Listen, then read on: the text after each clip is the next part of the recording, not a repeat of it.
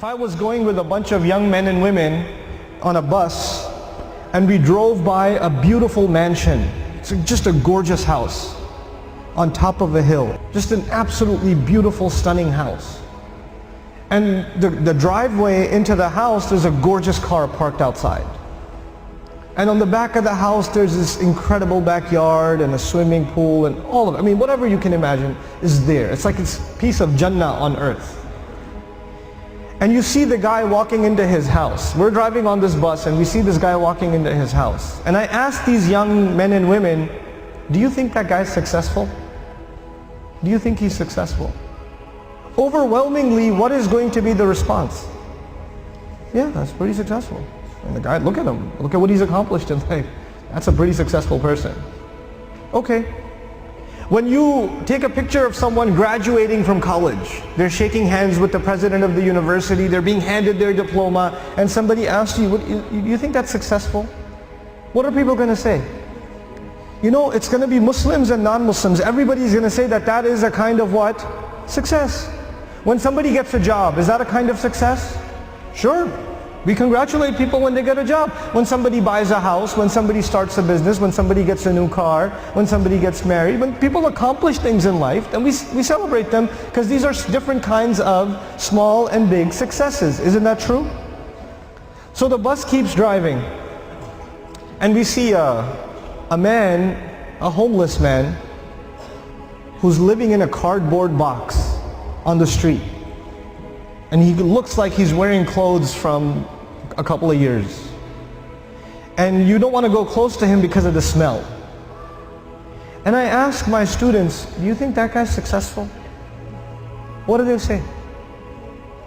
They say he's not successful. Now imagine if I was riding in this bus, but in this bus there were not Muslim boys and girls, but they were Christian boys and girls, or Jewish boys and girls, or atheist boys and girls, or agnostic boys and girls, or Buddhist boys and girls. And I asked them the same exact question. Do you think their answers would be the same? Yep, their answers would be the same. That's the problem. The problem is the way we think about success and the way we think about failure. For Muslims, it's supposed to be different. All human beings can see it a certain way, that's fine. They have the apparent view of success and failure. But us, Muslims, Allah has given us clearer glasses. And once you look at reality through these glasses, you see something other people cannot see. You see something other people cannot see. So when you put those glasses on, then you start thinking about the Book of Allah and you realize that one of the most beautiful, captivating, magnificent homes that was ever built was the castle of Fir'aun. It was one of the most amazing homes ever built. And if our bus was driving by the castle of Fir'aun and he was walking into his house and I asked my Muslim children, is that successful? Is that guy successful? What would their answer be? Fir'aun is not successful. He's one of the worst losers in all of human history. Isn't that the case? What was the second kind of person we ran into? There was one guy walking into a mansion. What was the other guy? It was a homeless guy. Okay. Ibrahim alayhi salam was kicked out of his house. He was told to leave the house. So he's homeless. Well, was he successful?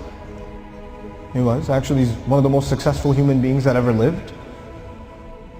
Now the Quran is teaching me that a homeless man is successful and an incredibly wealthy man is what? A failure. You know what the Quran is teaching me? The Quran is teaching me that success has nothing to do with wealth. And failure has nothing to do with poverty. Success and failure are different concepts for us than they are for everybody else.